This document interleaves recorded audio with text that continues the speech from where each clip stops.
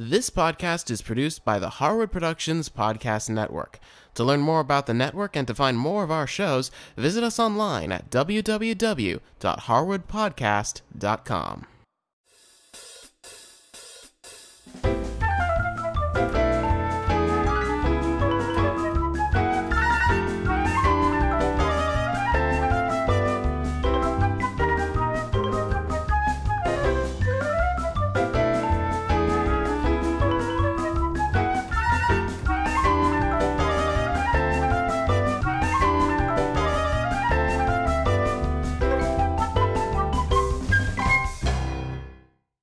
Well, it's almost New Year's Eve, and I have a wonderful pineapple champagne sorbet that would be perfect for that night. So to start, we're going to get one fresh pineapple, and we're going to go ahead and trim it like we would be trimming it for a salad. So we're going to go ahead and cut the top and the bottom off, and then the way I go about trimming pineapples is I cut it in half first, and then I cut it into quarters. And the reason I do that is it makes it just a little bit easier to hang on to. And then I go ahead and cut the core out, and then I want to go ahead and trim off the outside edges. Now with pineapples, they always have those little brown eyes, they call them, and we want to trim those off as much as we can. And then I'm going to go ahead and I'm just going to cut each of these wedges in some chunks. And the size doesn't really matter because we're going to be putting them right into our food processor. When you make a sorbet, the main ingredient is always some kind of fruit, and you want to go ahead and puree it. The thing that's great about sorbets is they're really quick and easy to make, and you don't have to cook anything.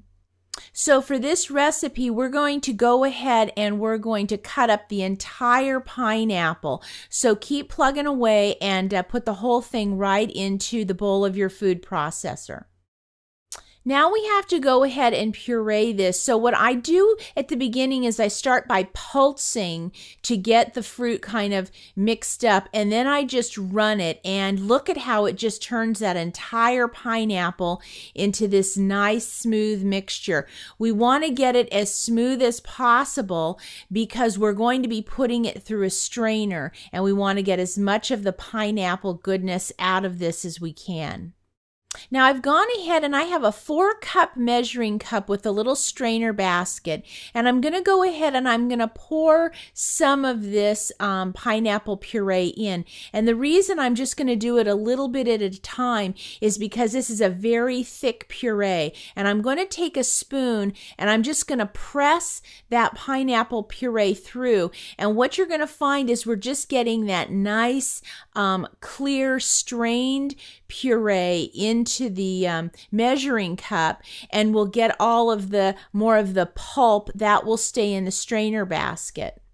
Now, once we get as much of the puree out as we can, and you'll start to see it's getting kind of dry up there in the basket, that pulp I'm going to put into a bowl, and I'm actually going to toss that. We're not going to be using that in our sorbet.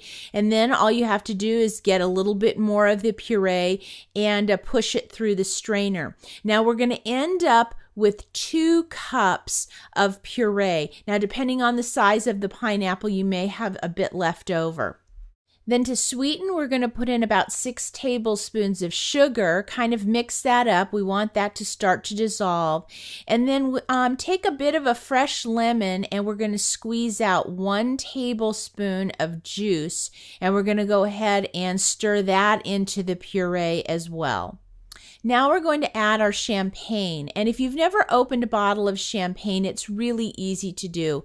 You just take off the foil, and then there's that little wire basket, and you just untwist that, and it comes right off. And then what I do to keep this very, very safe and controlled is I take a dish towel and I put it right on top of the cork, and then I just kind of give it a little twist, and it pops right out just like this, real easy.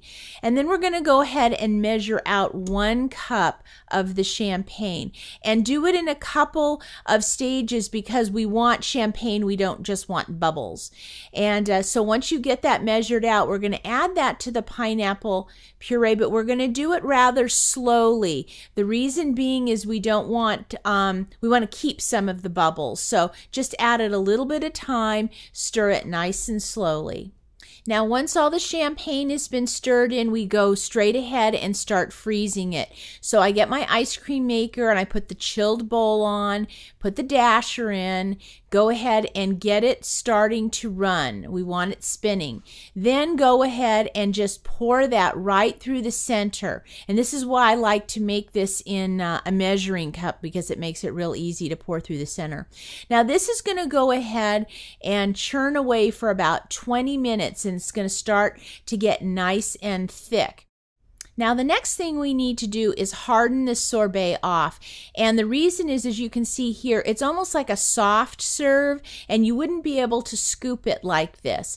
So what I do is I get a freezer container, and then I go ahead and I spoon all of that beautiful sorbet out into my freezer container. And then I just put a lid on this and put it in the freezer for at least an hour.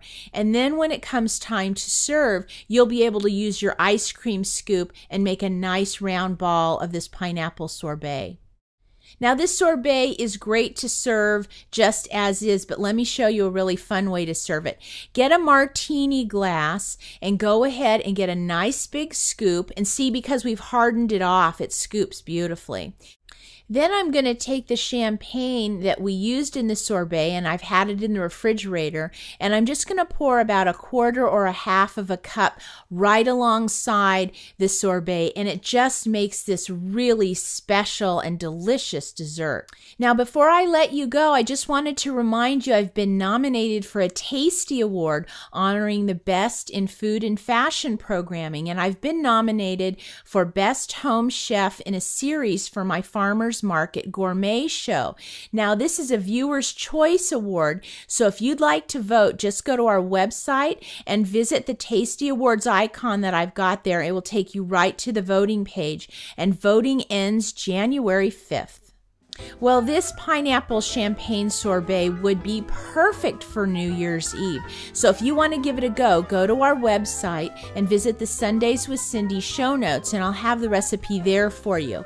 And if you have any questions, please feel free to send me an email. Happy New Year, and I'll see you next time.